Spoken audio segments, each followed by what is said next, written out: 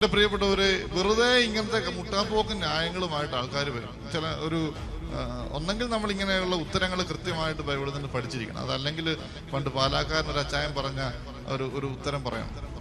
പണ്ടൊരു പെന്തക്കോസ്തുകാരൻ ഒരു പാലാക്കാരൻ അച്ചായൻ്റെ അടുത്ത് ചെന്നിട്ട് അച്ചായനോട് പറഞ്ഞു, അച്ചായൻ അറിയാവോ, നിങ്ങൾ ഈ കന്യാമറിയോ എന്നൊക്കെ പറഞ്ഞ് വലിയ വാഴ്ത്തലും പുകഴ്ത്തലും ഒക്കെ ആണല്ലോ.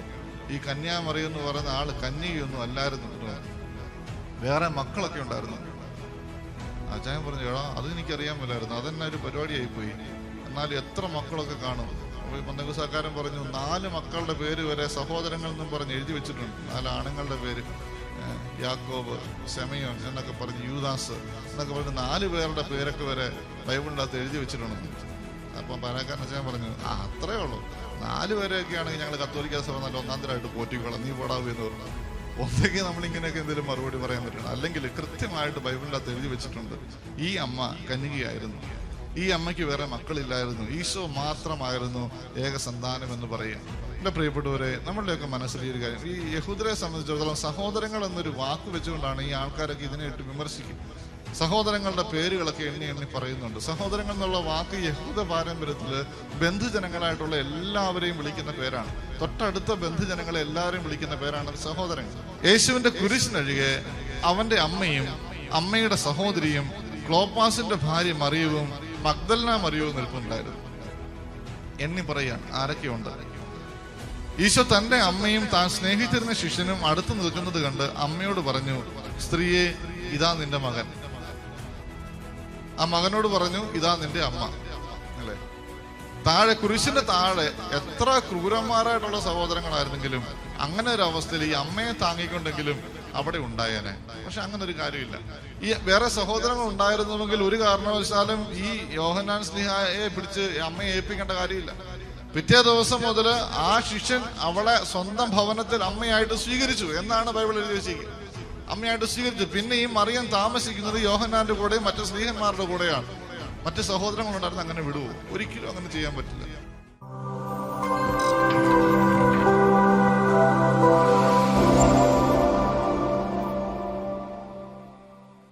നമുക്ക് സർവശക്തിയുള്ള ദൈവത്തെ ഏറ്റുപറഞ്ഞുകൊണ്ട് പ്രാർത്ഥിക്കാം.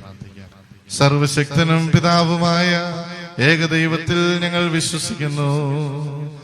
ദൃശ്യവും അദൃശ്യവുമായ സകലത്തിന്റെ സൃഷ്ടാവിൽ ഞങ്ങൾ വിശ്വസിക്കുന്നു. ദൈവത്തിന്റെ ഏകപുത്രനും സകല സൃഷ്ടികൾക്കും മുമ്പുള്ള ആദിജാതനും യുഗങ്ങൾക്കെല്ലാം മുമ്പ് പിതാവിൽ നിന്ന് ജനിച്ചവനും എന്നാൽ സൃഷ്ടിക്കപ്പെടാത്തവനും ഏക കർത്താവുമായ ഈശോ മിശിഹായിൽ ഞങ്ങൾ വിശ്വസിക്കുന്നു. അന്ന് സത്യദൈവത്തിൽ നിന്നുള്ള സത്യദൈവവും പിതാവിൽ നിന്നുള്ള ഏകസത്യമാകുന്നു. അവിടുന്ന് വഴി പ്രപഞ്ചം സംവിധാനം ചെയ്യപ്പെടുകയും എല്ലാം സൃഷ്ടിക്കപ്പെടുകയും ചെയ്തു. മനുഷ്യരായ നമുക്ക് വേണ്ടിയും നമ്മുടെ രക്ഷയ്ക്ക് വേണ്ടിയും അവിടുന്ന് സ്വർഗത്തിൽ നിന്നിറങ്ങി പരിശുദ്ധാത്മാവിനാൽ കന്യകാമറിയത്തിൽ നിന്ന് ശരീരം സ്വീകരിച്ച് മനുഷ്യനായി പിറന്നു. പന്തിയോസ് പിലാത്തോസിന്റെ കാലത്ത് പീഡകൾ സഹിക്കുകയും സ്ലീവാൽ തറയ്ക്കപ്പെട്ട് മരിക്കുകയും സംസ്കരിക്കപ്പെടുകയും എഴുതപ്പെട്ടിരിക്കുന്നത് പോലെ 3-ാം ദിവസം ഉയർത്തെഴുന്നേൽക്കുകയും ചെയ്തു. അവിടുന്ന് സ്വർഗത്തിലേക്ക് എഴുന്നള്ളി പിതാവിന്റെ വലത് ഭാഗത്തിരിക്കുന്നു. മരിച്ചവരെയും ജീവിക്കുന്നവരെയും വിധിക്കുവാൻ അവിടുന്ന് വീണ്ടും വരുവാനിരിക്കുന്നു. പിതാവിൽ നിന്നും പുറപ്പെടുന്ന സത്യാത്മാവും ജീവിതദാതാവുമായ ഏകപരിശുദ്ധാത്മാവിൽ ഞങ്ങൾ വിശ്വസിക്കുന്നു. ഏകവും പരിശുദ്ധവും ശ്ലൈഹികവും സാർവത്രികവുമായ സഭയിൽ ഞങ്ങൾ വിശ്വസിക്കുന്നു. മോചനത്തിലുള്ള ഏക മാമോദീസായും ശരീരത്തിന്റെ ഉയർപ്പും ജീവിതവും ഞങ്ങൾ ഏറ്റുപറയുകയും ചെയ്യുന്നു. ആമേൻ. വിശുദ്ധ യോഹന്നാൻ അറിയിച്ച സുവിശേഷം 8-ാം അധ്യായം 12 മുതലുള്ള വാക്യങ്ങൾ. ഈശോ വീണ്ടും അവരോട് പറഞ്ഞു, ഞാൻ ലോകത്തിന്റെ പ്രകാശമാണ്. എന്നെ അനുഗമിക്കുന്നവൻ ഒരിക്കലും അന്ധകാരത്തിലൂടെ നടക്കുകയില്ല, അവന് ജീവന്റെ പ്രകാശം ഉണ്ടായിരിക്കും. അപ്പോൾ ഫരിസേയർ പറഞ്ഞു, നീ തന്നെ നിനക്ക് സാക്ഷ്യം നൽകുന്നു, നിന്റെ സാക്ഷ്യം സത്യമല്ല. ഈശോ പ്രതിവദിച്ചു, ഞാൻ തന്നെ എനിക്ക് സാക്ഷ്യം നൽകിയാലും എന്റെ സാക്ഷ്യം സത്യമാണ്. കാരണം ഞാൻ എവിടെ നിന്ന് വരുന്നുവെന്നും എവിടേക്ക് പോകുന്നുവെന്നും എനിക്കറിയാം. എന്നാൽ ഞാൻ എവിടെ നിന്ന് വരുന്നുവെന്നോ എവിടേക്ക് പോകുന്നുവെന്നോ നിങ്ങൾ അറിയുന്നില്ല. നിങ്ങളുടെ വിധി മാനുഷികമാണ്. ഞാൻ ആരെയും വിധിക്കുന്നില്ല. ഞാൻ വിധിക്കുന്നെങ്കിൽ തന്നെ എന്റെ വിധി സത്യമാണ്. കാരണം ഞാൻ തനിച്ചല്ല, എന്നെ അയച്ച പിതാവും എന്നോട് കൂടെയുണ്ട്. നമ്മുടെ കർത്താവായ മിശിഹായിക്ക് സ്തുതി. നമ്മള് ഈ കഴിഞ്ഞ കൺവെൻഷനുകളിലൊക്കെ വിശ്വാസ പ്രമാണത്തെ കുറിച്ച് പഠിച്ചുകൊണ്ടിരിക്കുകയായിരുന്നു. ഓരോ വാക്കും പ്രധാനപ്പെട്ടതാണ് എന്ന് നമ്മൾ കണ്ടു. ഇന്ന് നമ്മൾ ധ്യാനിക്കുന്നത് വിശ്വാസ പ്രമാണത്തിലെ 3 പ്രധാനപ്പെട്ട വാക്കുകളാണ്. സ്വർഗത്തിൽ നിന്നിറങ്ങി പരിശുദ്ധാത്മാവിനാൽ കന്യാമറിയത്തിൽ നിന്ന് പിറന്നു. 3 വാക്കുകളാണ്. സ്വർഗത്തിൽ നിന്ന് ഇറങ്ങി ഒന്നാമത്തെ കാര്യം, രണ്ടാമത്തെ കാര്യം പരിശുദ്ധാത്മാവിനാൽ, അതാണ് രണ്ടാമത്തെ കാര്യം, മൂന്നാമത്തേത് കന്യാമറിയത്തിൽ നിന്ന് പിറന്നു. ഈ 3 കാര്യങ്ങൾ നമ്മൾ വിശ്വാസത്തോടെ ഏറ്റുപറയേണ്ട കാര്യമാണ്. ഒന്നാമത്തെ കാര്യം ഇതാണ്, സ്വർഗത്തിൽ നിന്ന് ഇറങ്ങി. അതാണ് അതിന്റെ പ്രത്യേകത. സ്വർഗത്തിൽ നിന്ന് ഇറങ്ങി എന്ന് പറഞ്ഞാൽ അതിന്റെ അർത്ഥം ഇവിടെ വന്നപ്പോഴല്ലായിരുന്നു അവന്റെ ഉത്ഭവം എന്നാണ്. ഈ ലോകത്തിൽ മനുഷ്യനായി പിറന്നപ്പോഴല്ല അവന്റെ ഉത്ഭവം. അവൻ സ്വർഗത്തിൽ അതിനു മുമ്പ് തന്നെ ഉണ്ടായിരുന്നവനാണ്, അവിടെ നിന്ന് വന്നവനാണ്. അതാണ് പ്രത്യേകത. അപ്പൊ അതായത് നമ്മളൊക്കെ ഈ ലോകത്തിൽ ജനിച്ചപ്പോഴാണ് നമ്മളുടെ ആദ്യം എന്ന് പറയുക. നമ്മൾ അപ്പോഴാണ് തുടങ്ങിയത്. പക്ഷെ ദൈവത്തിന്റെ ഈ വന്നവൻ, ഈ ലോകത്തിൽ വന്ന പുത്രനായ ദൈവം, ത്രിത്വത്തിലെ രണ്ടാമത്തെ ആളായ പുത്രനായ ദൈവം ഈ ലോകത്തിൽ വന്നപ്പോഴല്ല അവന്റെ ഉത്ഭവം, മറിച്ച് അവൻ ഉത്ഭവമില്ലാത്ത സ്വർഗത്തിൽ പിതാവിനോടൊപ്പം ആയിരുന്നവൻ തന്നെയാണ്. ഇത് പറഞ്ഞത് വേറെ ആരുമല്ല, ഈശോ തന്നെയാണ്. സ്വർഗത്തിൽ നിന്ന് വന്നത് ആണ് അവനെന്ന് പറഞ്ഞത് ഈശോ തന്നെയാണ്. സങ്കീർത്തനങ്ങളുടെ പുസ്തകം 123:1 സ്വർഗത്തിൽ ഇരിക്കുന്നത് ആരാണെന്ന് പറയുന്നതാണ്. സ്വർഗത്തിൽ വാഴുന്നവനെ അങ്ങയിലേക്ക് ഞാൻ കണ്ണുകൾ ഉയർത്തുന്നു. അവിടെ ഇരിക്കുന്നത് പിതാവായ ദൈവമാണ്. ദൈവം തന്നെയാണ് സ്വർഗത്തിൽ ഇരിക്കുന്നത്. സ്വർഗത്തിൽ വാഴുന്നവൻ ആരാണെന്ന് ചോദിച്ചാൽ ദൈവമാണ്. യോഹന്നാന്റെ സുവിശേഷം 6-ാം അധ്യായം 38-ാമത്തെ വാക്യം, ഞാൻ സ്വർഗത്തിൽ നിന്ന് ഇറങ്ങി വന്നിരിക്കുന്നത് എന്റെ ഇഷ്ടം പ്രവർത്തിക്കാനല്ല, എന്നെ അയച്ചവന്റെ ഇഷ്ടം പ്രവർത്തിക്കാനാണ്. അതായത് ഈശോ തന്നെ പറയുകയാണ്, അവൻ ഈ ലോകത്തിൽ വന്ന് പിറന്നപ്പോഴല്ല അവന്റെ ഉത്ഭവം, മറിച്ച് അവൻ സ്വർഗത്തിൽ പിതാവിനോടൊപ്പം ഉണ്ടായിരുന്നവനാണ്. പിതാവ് അയച്ചതാണ് ഈശോയെ. അതാണ് ഈശോ കൃത്യമായിട്ട് പറഞ്ഞു പഠിപ്പിക്കുക. വീണ്ടും വീണ്ടും അത് ആവർത്തിച്ച് ഈശോ പറയുന്നുണ്ട്. യോഹന്നാന്റെ സുവിശേഷം 3-ാം അധ്യായം 13-ാമത്തെ വാക്യം, സ്വർഗത്തിൽ നിന്ന് ഇറങ്ങി വന്ന മനുഷ്യപുത്രനല്ലാതെ മറ്റാരും ഇതുവരെ സ്വർഗത്തിലേക്ക് കയറിയിട്ടില്ല. ഈ സ്വർഗത്തിൽ നിന്ന് ഇറങ്ങി വന്ന ആള് എവിടെ നിന്നാണ് വന്നത്, എവിടെ നിന്നാണ് പോകുന്നത്, എങ്ങോട്ടാണ് പോകുന്നത് എന്ന് ഈശോയ്ക്ക് കൃത്യമായിട്ട് അറിയാം. അത് അവൻ സ്വർഗത്തിൽ നിന്ന് തന്നെയാണ് വന്നതെന്നും സ്വർഗത്തിലേക്ക് തന്നെയാണ് തിരികെ പോകുന്നതെന്നും ഒരു യാത്ര പോലെയാണ് ഈശോ അവതരിപ്പിക്കുക. സ്വർഗത്തിൽ നിന്ന് ഈ ലോകത്തിലേക്ക് വന്നു, ഇവിടുന്ന് നേരെ തിരിച്ച് സ്വർഗത്തിലേക്ക് പോകുന്നു. അവസാനിക്കാത്ത, ആദ്യവുമില്ല അന്ത്യവുമില്ലാത്ത ഒന്നാണ് ഈശോ എന്ന് അവൻ തന്നെ പറഞ്ഞു പഠിപ്പിക്കാൻ. യോഹന്നാന്റെ സുവിശേഷം 7-ാം അധ്യായം 27 മുതൽ 29 വരെയുള്ള വാക്യങ്ങൾ ഒരു ഡിസ്കഷൻ നടക്കുകയാണ്. ഇവൻ എവിടെ നിന്ന് വരുന്നുവെന്ന് നമുക്കറിയാം, എന്നാൽ ക്രിസ്തു വരുമ്പോൾ എവിടെ നിന്നാണ് വരുന്നതെന്ന് ആരും അറിയുകയില്ലല്ലോ. ദൈവാലയത്തിൽ പഠിപ്പിച്ചുകൊണ്ടിരുന്നപ്പോൾ ഈശോ ഉച്ചത്തിൽ പറഞ്ഞു, ഞാൻ ആരാണെന്നും എവിടെ നിന്ന് വരുന്നുവെന്നും നിങ്ങൾക്കറിയാം. എന്നാൽ ഞാൻ സ്വമേധയാ വന്നവനല്ല, എന്നെ അയച്ചവൻ സത്യവാനാണ്, അവിടുത്തെ നിങ്ങൾക്ക് അറിഞ്ഞുകൂടാ.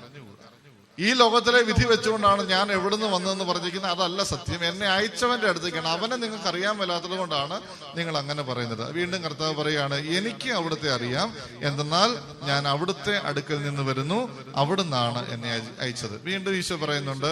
യോഹന്നാന്റെ സുവിശേഷം 8-ാം അധ്യായം 14-ാമത്തെ വാക്യം, ഈശോ പ്രതിവചിച്ചു, ഞാൻ തന്നെ എനിക്ക് സാക്ഷ്യം നൽകിയാലും എന്റെ സാക്ഷ്യം സത്യമാണ്. കാരണം ഞാൻ എവിടെ നിന്ന് വരുന്നുവെന്നും എവിടേക്ക് പോകുന്നുവെന്നും എനിക്കറിയാം. എന്നാൽ ഞാൻ എവിടെ നിന്ന് വരുന്നുവെന്നോ എവിടേക്ക് പോകുന്നുവെന്നോ നിങ്ങൾ അറിയുന്നില്ല. അപ്പൊ അതായത് നമ്മൾ അറിഞ്ഞിരിക്കേണ്ട ഒരു കാര്യമാണ്. ഇത് നമ്മൾ വിളിച്ചു പറഞ്ഞേ പറ്റുള്ളൂ. വിശ്വാസ പ്രമാണത്തിൽ ഈ ഒരു വാക്കിന് സ്വർഗത്തിൽ നിന്ന് ഇറങ്ങി വന്നു അത് പറഞ്ഞില്ല എന്തെങ്കിലും കുഴപ്പമുണ്ടോ?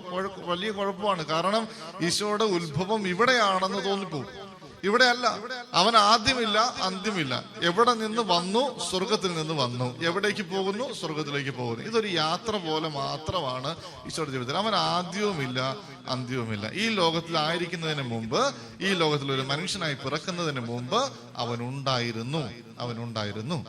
യോഹന്നാന്റെ സുവിശേഷം 1-ാം അധ്യായം 1-ാമത്തെ വാക്യം, ആദിയിൽ വചനം ഉണ്ടായിരുന്നു, വചനം ദൈവത്തോട് കൂടെയായിരുന്നു, ദൈവം തന്നെയായിരുന്നു ആ വചനം.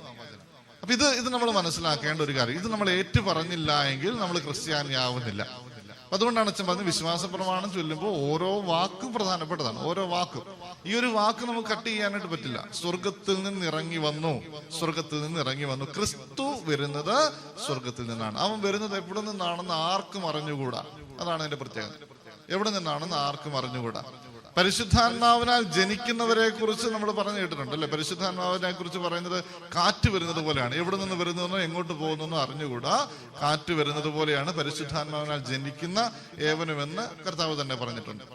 അപ്പൊ അതുകൊണ്ട് ദൈവത്തിൽ നിന്ന് വന്നു, ദൈവത്തിലേക്ക് തിരികെ പോയി. അതാണ് ഈശോയുടെ പ്രത്യേകത. ഈ ലോകത്തിലെ ജീവിതം എന്ന് പറയുന്നത് അവന്റെ രക്ഷാകര പ്രവൃത്തിയിലെ ഒരു ഭാഗം മാത്രമായിരുന്നു. എന്താണ് നമ്മുടെയൊക്കെ ജീവിതം എന്ന് പറയുന്നത് ഇവിടെ വെച്ച് തുടങ്ങി, ഇവിടെ നമ്മുടെ ശരീരം ഉപേക്ഷിച്ച് ആത്മാവ് സ്വർഗത്തിലേക്ക് പോകുന്നു. അതാണ് നമ്മുടെയൊക്കെ ഒരു രീതി. പക്ഷെ കർത്താവിനെ സംബന്ധിച്ചിടത്തോളം ഇവിടെ ജനിക്കുന്നതിന് മുമ്പ് തന്നെ അവനുണ്ടായിരുന്നു. അതാണ് നമ്മൾ ഉറപ്പിക്കേണ്ട കാര്യം. അപ്പൊ നമ്മൾ ഓർത്തിരിക്കുക, സ്വർഗത്തിൽ നിന്നിറങ്ങി എന്ന് നമ്മൾ ഈ ഒരു ഭാഗത്ത്, ഈ പ്രാർത്ഥനയുടെ ഭാഗത്ത് പ്രാർത്ഥിക്കുമ്പോൾ, വിശ്വാസ പ്രമാണത്തിൽ നമ്മൾ ഏറ്റുചൊല്ലുമ്പോൾ നമ്മൾ അറിയാതെ പറയുന്നതാണ്, ഈശോ അവൻ ക്രിസ്തു ആണ്. എവിടെ നിന്ന് വന്നുവെന്നോ എവിടേക്ക് പോകുന്നുവെന്നോ നമുക്കറിഞ്ഞുകൂടാത്ത, എന്നാൽ അവൻ അറിയാവുന്ന ക്രിസ്തു തന്നെയാണ് അവൻ. രണ്ടാമത്തെ കാര്യം നമ്മൾ വീണ്ടും പറയുകയാണ്, അവന് ആദ്യമില്ല അന്ത്യവുമില്ല. അവന്റെ രക്ഷാകര പ്രവൃത്തിയുടെ ഒരു ഭാഗം മാത്രമായിരുന്നു സ്വർഗത്തിൽ നിന്ന് ഇറങ്ങി ഈ ഭൂമിയിലേക്ക് വന്നത്. ഈ ഒരു കാര്യം നമ്മൾ മനസ്സിലാക്കണം. ഇത് നമ്മൾ ഏറ്റു പറയേണ്ട കാര്യമാണ്. അതായത് ക്രിസ്തുവിന്റെ ക്രിസ്തുത്വത്തെ നമ്മൾ അംഗീകരിക്കുന്നതാണ് സ്വർഗത്തിൽ നിന്ന് ഇറങ്ങി വന്നു എന്ന് പറയുന്നതിന്റെ അർത്ഥം. ഇനി രണ്ടാമത്തെ കാര്യം, പരിശുദ്ധാത്മാവിനാൽ. ഇത് വലിയ പ്രധാനപ്പെട്ട ഒരു കാര്യമാണ്. ഈശോ ജനിച്ചത് ജഡത്തിന്റെ ഭാഗമായിട്ടല്ല, മറിച്ച് ദൈവത്തിന്റെ പുത്രനായി തന്നെയാണ് ഈ ഭൂമിയിലേക്ക് വന്നത്. പരിശുദ്ധാത്മാവിനാലാണ് അവൾ ഗർഭിണിയായത്. പരിശുദ്ധാത്മ ഗർഭിണിയായത് പരിശുദ്ധാത്മാവിനാൽ തന്നെയാണ്. ഇത് നമ്മൾ അംഗീകരിക്കാത്തടത്തോളം കാലം ഈശോ ഈ ലോകത്തിൽ വെറും മനുഷ്യനായിട്ടാണ് വരുന്നത്. പലതരത്തിലുള്ള പഠിപ്പിക്കലുകളുണ്ട്. ഇതിന്റെ ഇടയ്ക്ക് പല ശീഷ്മകള്, പല പാഷണ്ഡതകളൊക്കെ വന്നിട്ടുണ്ട്. ഈശോ വെറും മനുഷ്യനായിരുന്നു എന്ന് പറയും. ചില പാഷണ്ഡതകൾ പഠിപ്പിക്കുന്നുണ്ട് ഈശോ ജനിച്ച സമയത്ത് വെറും മനുഷ്യനായിരുന്നു, അത് കഴിഞ്ഞിട്ട് മാമോദീസ സ്വീകരിച്ച സമയത്താണ് അവന് പുത്രത്വം, ദൈവത്വം കൊടുക്കപ്പെട്ടത്, അവൻ ഗത്സമേനിയിൽ പ്രാർത്ഥിക്കുന്നതിന് മുമ്പായിട്ട് അവന്റെ ദൈവത്വം എടുക്കപ്പെട്ടിരുന്നു എന്നൊക്കെ, വെറും മനുഷ്യൻ മാത്രമാണ് മരിച്ചത് എന്നൊക്കെ പഠിപ്പിക്കുന്ന പാഷണ്ഡതകളുണ്ട്. അതിനെയൊക്കെ ചെറുത്ത് നിൽക്കാൻ വേണ്ടി തന്നെയാണ് ഈ വിശ്വാസം ഏറ്റുപറയണമെന്ന് പറയുക. അവൻ ജനിച്ചത് തന്നെ, ഈ ലോകത്തിൽ അവൻ ജനിച്ചത് തന്നെ ജഡത്താലല്ല, വെറും മനുഷ്യനായിട്ടല്ല. അവൻ ഒരേ സമയത്ത് ദൈവവുമായിരുന്നു, അതേ സമയത്ത് മനുഷ്യനുമായിരുന്നു. പൂർണ്ണ ദൈവവും പൂർണ്ണ മനുഷ്യനുമായിട്ടാണ് ഈ ലോകത്തിൽ ഈശോ വന്ന് പിറന്നതും മരിച്ചതും എല്ലാം. അപ്പൊ അതുകൊണ്ട് അതിൻ്റെ അകത്ത് ഒരു തരി പോലും വെള്ളം ചേർക്കാൻ പറ്റില്ല. നമ്മളെ സംബന്ധിച്ചിടത്തോളം ഒരു ആശ്വാസത്തിന് ഈശോ ദൈവം മരിച്ചു എന്ന് പറയുന്നത് നമുക്ക് ബുദ്ധിമുട്ടാണല്ലോ. അതുകൊണ്ട് ഈശോ മനുഷ്യൻ മാത്രമാണ് മരിച്ചത്, മനുഷ്യൻ മാത്രമാണ് കാലിത്തൊഴുത്തിൽ ജനിച്ചത് എന്നൊന്നും നമുക്ക് പറയാൻ പറ്റില്ല. അവൻ പൂർണ്ണമായിട്ടും ദൈവം തന്നെയായിരുന്നു. മനുഷ്യന്റെ ശക്തിയാൽ ജനിച്ച ഒന്നല്ല ഈശോയുടെ ജനനം എന്ന് പറയാം. അത് പരിശുദ്ധാത്മാവിനാലാണ് ജനിച്ചത്. നമുക്കറിയാം, പരിശുദ്ധാത്മാവിനാൽ ജനിക്കപ്പെടുന്ന നമ്മുടെ മാമോദീസയുടെ കാര്യത്തെ കുറിച്ചൊക്കെ പരിശുദ്ധാത്മാവിനാൽ വീണ്ടും ജനിക്കുന്നു എന്ന് പറയുന്ന കാര്യമുണ്ട്. യോഹന്നാന്റെ സുവിശേഷം 3-ാം അധ്യായം 7-8 വാക്യങ്ങൾ, നിങ്ങൾ വീണ്ടും ജനിക്കണമെന്ന് ഞാൻ പറഞ്ഞത് കൊണ്ട് നിങ്ങൾ വിസ്മയിക്കേണ്ട. കാറ്റ് അതിനിഷ്ടമുള്ളിടത്തേക്ക് വീശുന്നു, അതിന്റെ ശബ്ദം നീ കേൾക്കുന്നു, എന്നാൽ അത് എവിടെ നിന്ന് വരുന്നുവെന്നോ എവിടേക്ക് പോകുന്നുവെന്നോ നീ അറിയില്ല. ഇതുപോലെയാണ് ആത്മാവിൽ നിന്ന് ജനിക്കുന്ന ഏവനും. അങ്ങനെ ആത്മാവിലൂടെ ജനിക്കാൻ നമുക്കും അവസരമുണ്ട്. ഈശോ ഈ ലോകത്തിൽ വന്ന് ആത്മാവിനാൽ ജനിച്ചതിനാൽ നമുക്കും ഈ ലോകത്തിൽ വെച്ച് ആത്മാവിനാൽ ജനിക്കപ്പെടാൻ ഒരു അവസരം കിട്ടി. ആത്മാവിനാൽ ജനിക്കപ്പെടുന്നത് കൊണ്ടാണ് നമ്മൾ ദൈവപുത്രന്മാരായി തീരുന്നത്. അല്ലെങ്കിൽ നമ്മൾ ദൈവപുത്രന്മാരല്ല, മനുഷ്യപുത്രന്മാരാണ്. അപ്പൊ അതുകൊണ്ട് ഈ ആത്മാവിനാൽ ജനിക്കപ്പെടുവാനുള്ള ഒരു അവസരം നമുക്ക് കിട്ടുന്നത് ഈശോ മനുഷ്യനായി ലോകത്തിലേക്ക് വന്ന് പിറക്കുന്നത് കൊണ്ടാണ്. അവൻ പരിശുദ്ധാത്മാവിനാലാണ് ഈ ലോകത്തിലേക്ക് വന്ന് പിറന്നത്. മത്തായിയുടെ സുവിശേഷം 1-ാം അധ്യായം 18-ാമത്തെ വാക്യം വളരെ വ്യക്തമായിട്ട് നമ്മളെ പഠിപ്പിക്കുന്നു. യേശു ക്രിസ്തുവിന്റെ ജനനം ഇപ്രകാരമായിരുന്നു: അവന്റെ മാതാവായ മറിയവും ജോസഫും തമ്മിലുള്ള വിവാഹ നിശ്ചയം കഴിഞ്ഞിരിക്കെ അവർ സഹവസിക്കുന്നതിന് മുമ്പ് അവൾ പരിശുദ്ധാത്മാവിനാൽ ഗർഭിണിയായി കാണപ്പെട്ടു. അവൾ പരിശുദ്ധാത്മാവിനാൽ ഗർഭിണിയായി കാണപ്പെട്ടു. മത്തായി ശ്ലീഹ ഇത് വളരെ വ്യക്തമായിട്ട് എഴുതുന്നത് നമുക്കറിയാം. യൂദായിലെ സഭയ്ക്ക് വേണ്ടിയിട്ടാണ് മത്തായി ശ്ലീഹ സുവിശേഷം എഴുതുന്നത്. യഹൂദരെ സംബന്ധിച്ചിടത്തോളം അവർ സ്ഥാപിക്കാനായിട്ട് പരിശ്രമിച്ചുകൊണ്ടിരുന്നത് ഈശോ വെറും മനുഷ്യനായിരുന്നു. ഈശോ വെറും മനുഷ്യനായിരുന്നു, അവൻ ദൈവമല്ലായിരുന്നു. അവർ പ്രതീക്ഷിച്ചിരുന്ന ക്രിസ്തു അല്ല ഈശോ എന്നാണ് അവർ സ്ഥാപിക്കാൻ. അതുകൊണ്ട് ഈ മത്തായി ശ്ലീഹ വളരെ വ്യക്തമായിട്ട് എഴുതി വെക്കുകയാണ്, അവൻ പരിശുദ്ധാത്മാവിനാൽ തന്നെയാണ് അവൾ ഗർഭിണിയായത്, പരിശുദ്ധാത്മാവിനാലാണ് അവൾ ഗർഭിണിയായത്. വീണ്ടും മത്തായി ശ്ലീഹ ഒരിക്കൽ കൂടി ഇത് ആവർത്തിച്ച് പറയും, എന്താണ്, ഈ ശിശു ജനിക്കുന്നത് വരെ അവൻ അവളെ അറിഞ്ഞില്ല. കാരണം ഒരു തരത്തിലുള്ള മാനുഷിക ശക്തിയും ഇതിന്റെ പിന്നിലില്ലായിരുന്നു. അത് പരിശുദ്ധാത്മാവിനാൽ മാത്രമാണ് ഇത് നടന്നത്.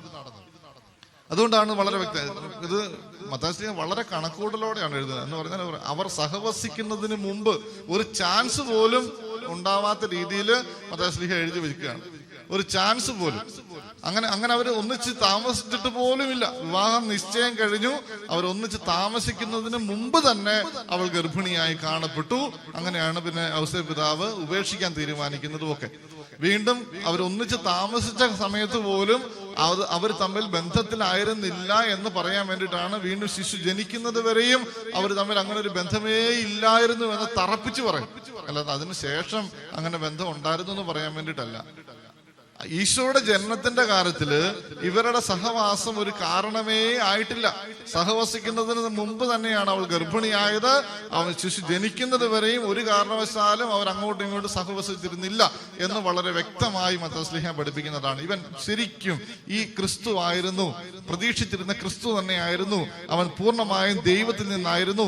പരിശുദ്ധാത്മാവിനാൽ തന്നെയാണ് അവൻ മനുഷ്യപുത്രനായി ലോകത്തിലേക്ക് വന്നത് എന്ന് വളരെ വ്യക്തമായി പഠിപ്പിക്കുന്ന ഭാഗമായിരുന്നു അത്. ഇനിയും അടുത്ത ഒരു ഭാഗമാണ് കന്യാമറിയത്തിൽ നിന്ന് പിറന്നു. മറിയത്തിൽ നിന്ന് ശരീരം സ്വീകരിച്ചു എന്നൊക്കെ അങ്ങ് എഴുതിയാൽ മതിയായിരുന്നു എന്ന് പറഞ്ഞാൽ അത് വളരെ വ്യക്തമായിട്ടാണ് കന്യാമറിയത്തിൽ നിന്ന് പിറന്നു എന്ന് എഴുതി വെച്ചിരിക്കുകയാണ്. കന്യാമറിയത്തിൽ നിന്ന് പിറന്നു. ഇത് ഭയങ്കര പ്രശ്നം ഉണ്ടാക്കുന്ന ചില കാര്യങ്ങളൊക്കെയാണ്. ചില ആളുകളൊക്കെ പറയാറുണ്ട് കന്യകയല്ലായിരുന്നു, വീണ്ടും വേറെ മക്കൾ ഉണ്ടായിരുന്നു എന്നൊക്കെ പറയാറുണ്ട്. നമ്മൾ സാമാന്യ ബുദ്ധി കൊണ്ട് തന്നെ ചിന്തിച്ചാല് നമ്മൾ ബൈബിളിൻ്റെ അകത്ത് എടുത്തു വെച്ച് വായിക്കുമ്പോൾ പരിശുദ്ധ അമ്മയ്ക്ക് വേറെ മക്കളില്ലായിരുന്നു എന്ന് വളരെ വ്യക്തമാണ്. ഇനി അതിനേക്കാളിലും ഉപരി ഇതിൻ്റെ അകത്തെ പ്രധാനപ്പെട്ട കാര്യം ഈശോ ജനിക്കുന്നത് വരെ അവൾ കന്യകയായിരുന്നു എന്നതാണ്. അത് നമുക്ക് വളരെ വ്യക്തമാണ്. നമ്മൾ ഇച്ചിരി മുമ്പ് വായിച്ച ഭാഗത്തു നിന്ന് തന്നെ വളരെ വ്യക്തമാണ്. മത്തായി ശ്ലീഹ വളരെ വ്യക്തമായി എഴുതി വെച്ചിട്ടുണ്ട്. അവൾ കന്യകയായിരുന്നു, പരിശുദ്ധാത്മാവിനാലാണ് ഗർഭിണിയായിട്ട് കാണപ്പെട്ടത്. ഈശോ ജനിക്കുന്നത് വരെ അവൾ കന്യകയായിരുന്നു എന്നുള്ളത് 100% ഉറപ്പാണ്. ഈശോ ജനിക്കുന്നത് വരെ കന്യകയായിരുന്നു എന്നുള്ളത് വളരെ വ്യക്തമായി മത്തായി ശ്ലീഹ എഴുതി വയ്ക്കുകയാണ്. അതുവരെ അവർ തമ്മിൽ യാതൊരു തരത്തിലുള്ള ബന്ധവും ഉണ്ടായിരുന്നിട്ടില്ല. ശിശു ജനിക്കുന്നത് വരെ അവൻ അവളെ അറിഞ്ഞില്ല എന്ന വാക്കുകൊണ്ട് അങ്ങനെയാണ് അത് ഉദ്ദേശിക്കുക. ഈശോയുടെ ജനനം വരെ പരിശുദ്ധ അമ്മ കന്യകയായിരുന്നു എന്നതാണ് അവിടെ വളരെ വ്യക്തമായിട്ട് എഴുതി വെച്ചിരിക്കുക. ഇനി വീണ്ടും അതിനുശേഷം വേറെ കുഞ്ഞുങ്ങൾ ഉണ്ടായിരുന്നു എന്നൊക്കെ ഓരോരുത്തരൊക്കെ പറയാറുണ്ട്. നമ്മൾ വളരെ ചുമ്മാ ഒന്ന് ഓടിച്ചു നോക്കിയാൽ നമുക്ക് ഇതിന്റെ കാര്യങ്ങൾ ഏകദേശമൊക്കെ മനസ്സിലാവും. ഏതായാലും ഈശോ ജനിക്കുന്നത് വരെ മാതാവിന് വേറെ മക്കളില്ലായിരുന്നു. അത് വളരെ വ്യക്തമായിട്ട് എഴുതിയിട്ടുണ്ട്. ഇനിയും 12 വയസ്സ് വരെ, ഈശോയ്ക്ക് ഒരു 12 വയസ്സാകുന്നത് വരെ ഏതായാലും വേറെ മക്കളൊന്നും ഇല്ലായിരുന്നു. ഈശോയ്ക്കല്ല, മാതാവിന് വേറെ മക്കളൊന്നും ഇല്ലായിരുന്നു. കാരണം 12ാമത്തെ വയസ്സിൽ ദൈവാലയത്തിലേക്ക് പോകുന്ന ഒരു സംഭവം എഴുതി വെച്ചിട്ടുണ്ട്. 12ാമത്തെ വയസ്സ് ദൈവാലയത്തിലേക്ക് പോകുന്നു. ഈശോയെ അവിടെ വെച്ച് കാണാതെ പോകുന്നു. 12ാമത്തെ വയസ്സിൽ അവൻ വേദശാസ്ത്രികളുമായിട്ട് തർക്കിച്ചു കൊണ്ടിരിക്കുന്നത് 3 ദിവസത്തിന് ശേഷം കണ്ടെത്തും. അപ്പോഴും ഈ 12 വയസ്സ് വരെ പോകുന്ന സമയത്ത് ഈശോയെ അന്വേഷിച്ചു പോകുന്നത് ആരൊക്കെയാണെന്ന് എഴുതി വെച്ചിട്ടുണ്ട്. അവന്റെ അപ്പനും അമ്മയും, അല്ലെ, ഔസേപ്പ് പിതാവും മാതാവും മാത്രമേ ഉള്ളൂ ഈ അന്വേഷിച്ചു പോകുന്നതിൻ്റെ അത്.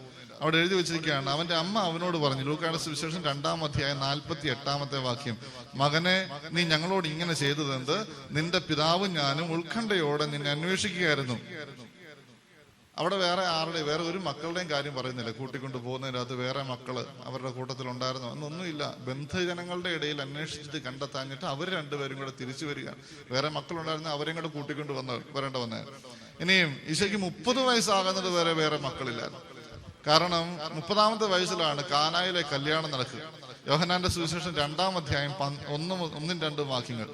3-ാം ദിവസം ഗലീലയിലെ കാനായിൽ ഒരു വിവാഹ വിരുന്ന് നടന്നു. ഈശോയുടെ അമ്മ അവിടെ ഉണ്ടായിരുന്നു. ഈശോയും ശിഷ്യന്മാരും വിരുന്നിന് ക്ഷണിക്കപ്പെട്ടിരുന്നു. അതിനുശേഷം ഈശോയും ശിഷ്യന്മാരുടെ കൂടെ പോയി താമസിക്കുന്നത് പരിശുദ്ധ അമ്മയുടെ കൂടെയാണ്. അവന്റെ വീട്ടിൽ പോയി താമസിച്ചു. ഈ ശിഷ്യന്മാർ 12 കൂടെ കൂടിക്കൊണ്ടാണ് അവിടെ പോയി താമസിക്കുന്നത്. വേറെ മക്കള് അത്രയും കാലവും ഇല്ലായിരുന്നു. അങ്ങനെ ഉണ്ടായിരുന്നെങ്കിൽ അവിടെ വേറെ മക്കളുടെ കാര്യം കൂടെ എഴുതി വെച്ചാൽ ഈശോയുടെ ശിഷ്യന്മാരെ പോലും ക്ഷണിച്ചു ആ കല്യാണത്തിന്. അപ്പൊ പിന്നെ അങ്ങനത്തെ ഒരു കാര്യം. ഇനി ഈശോയുടെ മരണം 33-ാമത്തെ വയസ്സിൽ, ഈശോയ്ക്ക് 33 വയസ്സായപ്പോഴാണ് ഈശോ മരിക്കുന്നത്. യോഹന്നാന്റെ സുവിശേഷം 19-ാം അധ്യായം 25-26 വാക്യങ്ങൾ. ഈ കർത്താവിന്റെ കുരിശിന് താഴെ നിൽക്കുന്ന ആളുകളെ എണ്ണി പേര് പറഞ്ഞ് യോഹന്നാൻ ശ്ലീഹ പറയാ, എണ്ണി പറയാ. പടയാളികൾ അപ്രകാരം ചെയ്തത് അതിന് മുമ്പുള്ള ഭാഗമാണ്. യേശുവിന്റെ കുരിശിനൊഴികെ അവന്റെ അമ്മയും അമ്മയുടെ സഹോദരിയും ക്ലോപ്പാസിന്റെ ഭാര്യ മറിയവും മഗ്ദലന മറിയവും നിൽപ്പുണ്ടായിരുന്നു. എണ്ണി പറയാണ് ആരൊക്കെയുണ്ട്. ഈശോ തന്റെ അമ്മയും താൻ സ്നേഹിച്ചിരുന്ന ശിഷ്യനും അടുത്ത് നിൽക്കുന്നത് കണ്ട് അമ്മയോട് പറഞ്ഞു, സ്ത്രീയെ, ഇതാ നിന്റെ മകൻ. ആ മകനോട് പറഞ്ഞു, ഇതാ നിന്റെ അമ്മ. അല്ലെ, താഴെ കുരിശിന്റെ താഴെ എത്ര ക്രൂരന്മാരായിട്ടുള്ള സഹോദരങ്ങളായിരുന്നെങ്കിലും അങ്ങനെ ഒരു അവസ്ഥയിൽ ഈ അമ്മയെ താങ്ങിക്കൊണ്ടെങ്കിലും അവിടെ ഉണ്ടായേനെ. പക്ഷെ അങ്ങനെ ഒരു കാര്യമില്ല. ഈ വേറെ സഹോദരങ്ങൾ ഉണ്ടായിരുന്നുവെങ്കിൽ ഒരു കാരണവശാലും ഈ യോഹന്നാൻ ശ്ലീഹായെ പിടിച്ച് അമ്മയെ ഏൽപ്പിക്കേണ്ട കാര്യമില്ല. പിറ്റേ ദിവസം മുതൽ ആ ശിഷ്യൻ അവളെ സ്വന്തം ഭവനത്തിൽ അമ്മയായിട്ട് സ്വീകരിച്ചു എന്നാണ് ബൈബിൾ എഴുതി വെച്ചിരിക്കുക. അമ്മയായിട്ട് സ്വീകരിച്ചു. പിന്നെ ഈ മറിയം താമസിക്കുന്നത് യോഹന്നാന്റെ കൂടെയും മറ്റു സ്ത്രീഹന്മാരുടെ കൂടെയാണ്. മറ്റ് സഹോദരങ്ങളുണ്ടായിരുന്നു. അങ്ങനെ വിടുവോ? ഒരിക്കലും അങ്ങനെ ചെയ്യാൻ പറ്റില്ല. എന്റെ പ്രിയപ്പെട്ടവരെ, വെറുതെ ഇങ്ങനത്തെ മുട്ടാപ്പോക്കും ന്യായങ്ങളുമായിട്ട് ആൾക്കാർ വരും. ഒന്നെങ്കിൽ നമ്മൾ ഇങ്ങനെയുള്ള ഉത്തരങ്ങൾ കൃത്യമായിട്ട് ബൈബിളിൽ നിന്ന് പഠിച്ചിരിക്കണം. അതല്ലെങ്കിൽ പണ്ട് പാലാക്കാരൻ ഒരു അച്ചായൻ പറഞ്ഞ ഒരു ഉത്തരം പറയണം. പണ്ടൊരു പെന്തക്കോസ്തുകാരൻ പാലാക്കാരൻ അച്ചായന്റെ അടുത്ത് ചെന്നിട്ട് അച്ചായനോട് പറഞ്ഞു, അച്ചായൻ അറിയാവോ, നിങ്ങൾ ഈ കന്യാമറിയോ എന്നൊക്കെ പറഞ്ഞ് വലിയ വാഴ്ത്തലും പുകഴ്ത്തലും ഒക്കെ ആണല്ലോ. ഈ കന്യാമറിയോ എന്ന് പറയുന്ന ആള് കന്യകയൊന്നും അല്ലായിരുന്നു എന്ന് പറഞ്ഞു. വേറെ മക്കളൊക്കെ ഉണ്ടായിരുന്നു. അച്ചായൻ പറഞ്ഞു, എടാ അത് എനിക്കറിയാൻ മേലായിരുന്നു, അതെന്നെ ഒരു പരിപാടിയായി പോയി. എന്നാലും എത്ര മക്കളൊക്കെ കാണും. പെന്തക്കോസ്തുകാരൻ പറഞ്ഞു, 4 മക്കളുടെ പേര് വരെ സഹോദരങ്ങൾ എന്നും പറഞ്ഞ് എഴുതി വെച്ചിട്ടുണ്ട്. 4 ആണുങ്ങളുടെ പേര്, യാക്കോബ്, ശമയോൻ എന്നൊക്കെ പറഞ്ഞ്, യൂദാസ് എന്നൊക്കെ പറഞ്ഞ് 4 പേരുടെ പേരൊക്കെ വരെ ബൈബിളിൻ്റെ അകത്ത് എഴുതി വെച്ചിട്ടുണ്ടെന്ന്. അപ്പം പാലാക്കാരൻ അച്ഛൻ പറഞ്ഞു, അത്രേ ഉള്ളൂ, 4 പേരെയൊക്കെ ആണെങ്കിൽ ഞങ്ങൾ കത്തോലിക്ക സഭ നല്ല ഒന്നാന്തരമായിട്ട് പോറ്റിക്കോളാം, നീ പോടാവൂ എന്ന് പറഞ്ഞു.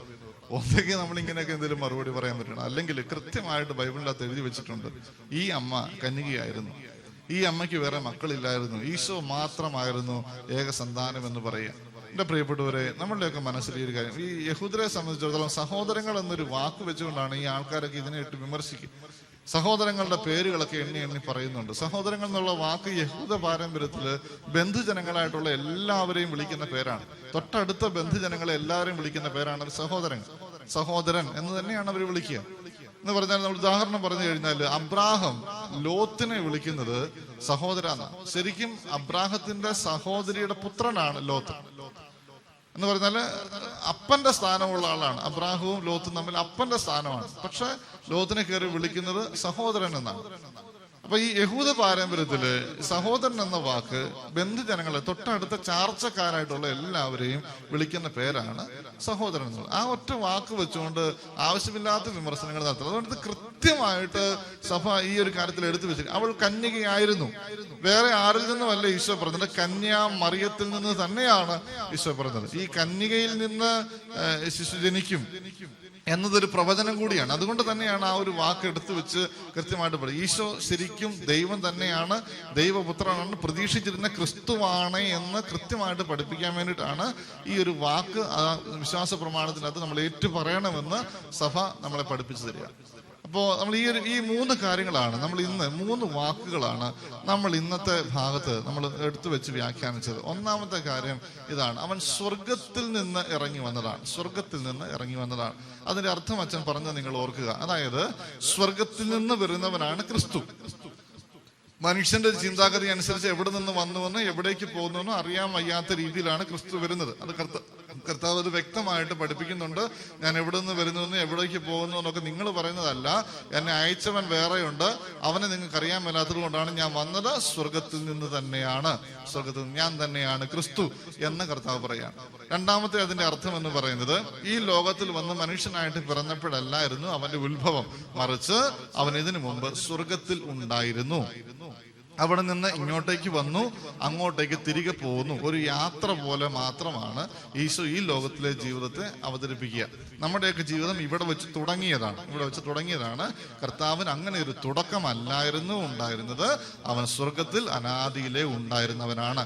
അവിടെ നിന്ന് വരിക മാത്രമേ അവൻ ചെയ്തുള്ളൂ എന്നതാണ് അവിടെ നമ്മൾ പഠിപ്പിക്കുന്ന, അല്ലെങ്കിൽ അവിടെ നമ്മൾ ഏറ്റുചൊല്ലുന്ന വിശ്വാസ പ്രമാണത്തിലെ കാര്യം. രണ്ടാമത്തെ കാര്യം, അവൻ പിറന്നത് പരിശുദ്ധാത്മാവിനാലാണ്, ജഡാവേശത്താലല്ല അവൻ പിറന്നത്. അതിന്റെ കാരണം വളരെ വ്യക്തമായി മത്തായി ശ്ലീഹ എഴുതി വെച്ചിരിക്കുന്നത് നമ്മൾ കണ്ടു. അവൻ പരിശുദ്ധാത്മാവിനാലാണ് അവൾ ഗർഭിണിയായത് എന്ന് എഴുതി വെച്ചു.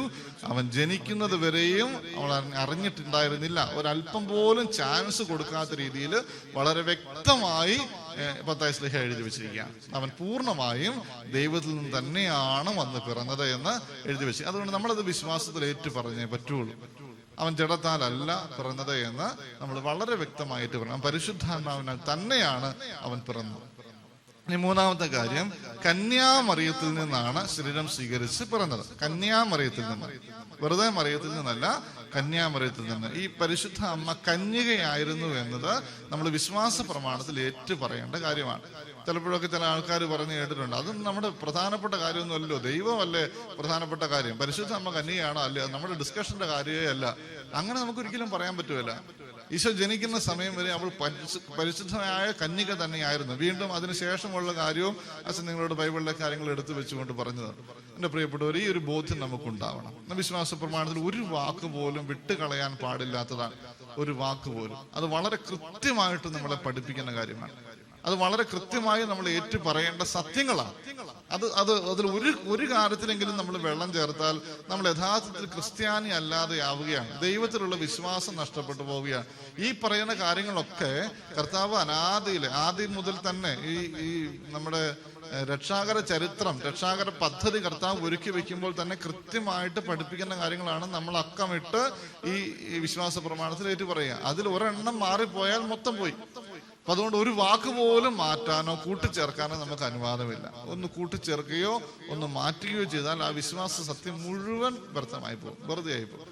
അതുകൊണ്ട് ഇത് നമ്മൾ ഓരോ വാക്കും പ്രധാനപ്പെട്ടതായതുകൊണ്ട് നമ്മൾ ഏറ്റുപറയുന്ന വിശ്വാസ പ്രമാണത്തെക്കുറിച്ച് നല്ല ബോധ്യം നമുക്കുണ്ടാകണം, നല്ല ബോധ്യമുണ്ടാകണം. അപ്പൊ ആദ്യം മുതലേ നമ്മൾ ഓരോ വാക്കുകളും എടുത്തു വെച്ച് സർവശക്തൻ പിതാവ്, ഏകദൈവം, അവിടുന്ന് അയച്ച പുത്രൻ, അല്ലെ, സൃഷ്ടി ലോകം, അദൃശ്യ ലോകം, ഇതെല്ലാം നമ്മൾ പറഞ്ഞതാണ്. ഓരോ വാക്കും പ്രധാനപ്പെട്ടതാണെന്ന് നമ്മൾ ഓർക്കണം. ഇന്ന ദിവസം കർത്താവ് നമ്മളോട് പറയുന്ന കാര്യം ഇതാണ്: അവൻ സ്വർഗത്തിൽ നിന്ന് ഇറങ്ങി വന്നവനാണ്, പരിശുദ്ധാത്മാവിനാലാണ് അവൻ ജനിച്ചത്, കന്യകയായ മറിയത്തിൽ നിന്നാണ് അവൻ ജനിച്ചത്. ഈ മൂന്ന് കാര്യങ്ങൾ നമ്മുടെ മനസ്സിൽ ഉറപ്പിക്കാനായിട്ട് നമുക്ക് സാധിക്കട്ടെ. തമ്പുരാൻ നമ്മളെല്ലാവരെയും ധാരാളമായി അനുഗ്രഹിക്കട്ടെ. ഈശോ മിശിഹായിക്ക് സ്തുതിയായിരിക്കട്ടെ.